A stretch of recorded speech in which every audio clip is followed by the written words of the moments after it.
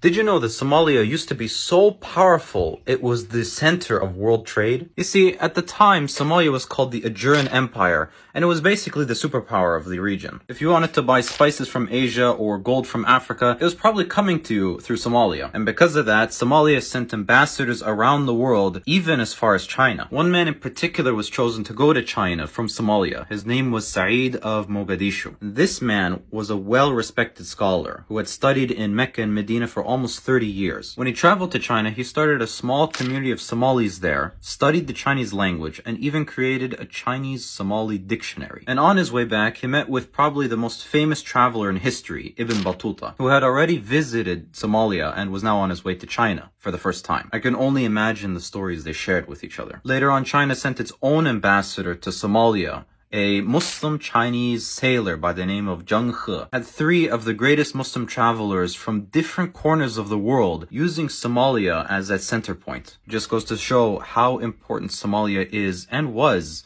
to the Muslim world. Like and follow for more Muslim facts.